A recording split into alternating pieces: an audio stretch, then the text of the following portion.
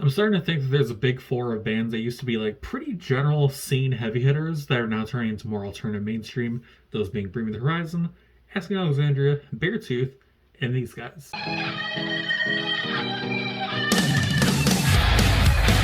Boy, it is hard to talk in this thing. Holy fuck. Welcome to Run Does Music. We're today checking out the newest album from British alternative metalcore, not really pop, who knows, band Architects, called The Classic Symptoms of a Broken Spirit. This is their 10th studio album, a massive feat for any band, but especially one that's seen so much evolution over the years and seems to continue the themes of pushing the band's creative juices to their limits. Starting with All Our Gods Have Abandoned Us back in 2016, the band has undergone a sort of evolution over time that essentially saw them go through the course of trying to find an almost mainstream sound while still retaining a lot of their core elements. The metalcore got a lot more melodic, there was bigger choruses than ever, mixed in with their always insane riffs and screams, such as in the songs Nihilist. Every album that has followed All Our Gods Have Abandoned Us has shown more of a turn into what many may call more of a mature sound over time. A lot of the lyricism is carried over, and honestly the instrumental objectives seem to carry down over the 6-year course, with decidedly thick bass progression, headbanging inducing guitars, and pacemaker drums to keep any level of fans satisfied. So how does their newest endeavor fare in terms of keeping their core elements and fusing them with more of a modern sound? The first thing that jumped out to me on this album was this was the first time I sat down with an Architects album and could say for neither positive or negative effect, this was an album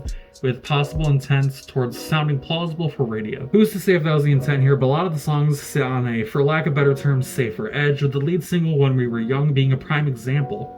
Starting off, there's a nice Dan Middleton riff to open up before we're settled into typical Architects progression, with quick, rapid-fire verses complemented by a catchy chorus. Lead singer Sam Carter has sounded perfect for any kind of rock or metal, or really any sort of subgenre, and this is further proof that his ability to switch in between the typical metalcore rasp and an almost arena rock chorus line is, as is commonplace for a lot of bands in their position nowadays, is a can't-miss experience no matter the quality or personal feelings about a song. I was left feeling a little underwhelmed with the pseudo breakdown towards the end, where it started to sound good, but it wasn't as potent a lead single as any of their previous tracks before release. You look at other songs that they released, such as, I guess you could say Doomsday for Holy Hell. I almost said All Hell. And even though that wasn't exactly the lead single, it was a song released before and then put onto the album, it was still considered a lead single and it had a much more potent feeling.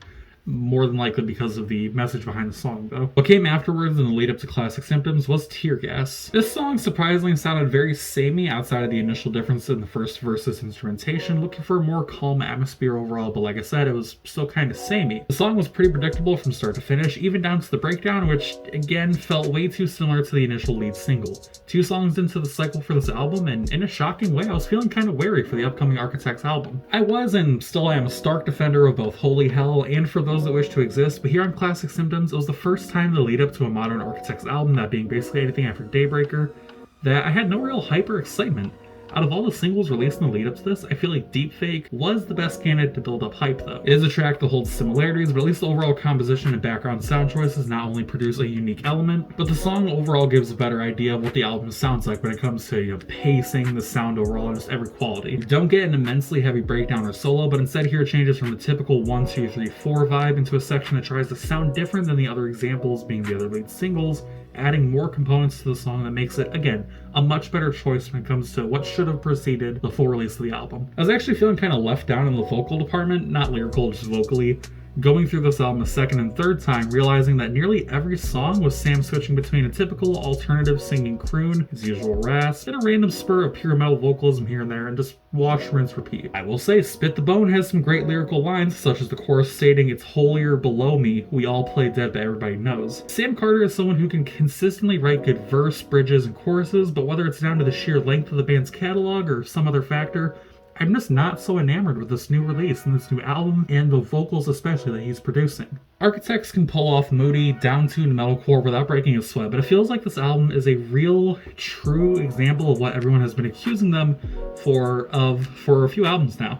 Trying to make their sound as mainstream as possible. If the overall tone and shape of the album went the route of Burn Down My House with an overall gloomier atmosphere, not as much reliance on big guitar or blistering beats from Dan Searle, this album would have a lot more substance. You get the same kind of vibe and doom scrolling later on in the album, and this song is as enjoyable as it gets here. Doomscrolling is a standout, probably the best song on the entire album. The energy instantly got me bobbing like an idiot in my seat. Like I was just sitting there bouncing back and forth like, oh, let's go. Again, my overall sentiment when it comes to what works and what doesn't work here is that the band is hitting straight home run dingers every time they fully lean into the sort of ideas that Bring Me the Horizon started to exhibit back on That's the Spirit, where they had just enough of their core sound and sort of like the choruses and outro to a happy song, but they still try to lean fully into this new idea, new identity. Whereas Architects here feels like they're straddling the line of being niche to their core audience and trying to attract a new audience at the same time, and it's just not mixing. I can't believe I'm saying this, but by comparison alone, I think this may be the least enjoyable album from this half of the band's discography because of this identity issue. For every moment of interesting lyricism that makes you sit and question the modern picture of the world, there's a repetitive guitar track to bring you right back out of your thoughts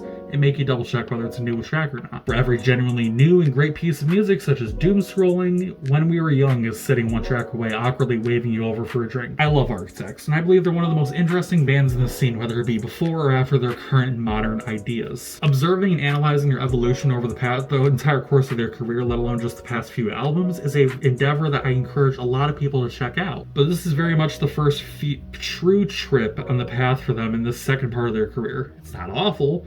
Certainly not a chemical warfare situation. I will never not talk shit about Escape the Fate's chemical warfare. Sorry. But it's not reaching the heights of their other recent efforts. So for that reason, and others discussed above, the classic Symptoms of a Broken Spirit by Architects gets a 7.6 out of 10. And that's the review. Let me know what you guys think down in the comment section below. Are you a fan of Architects, sort of like post Daybreaker? Are you not feeling it so much? Was this your first trip up like it was for me? Let's talk about it. Let's get a conversation going. Hope you're having a good day. Hope you're staying hydrated. I'll see you next time.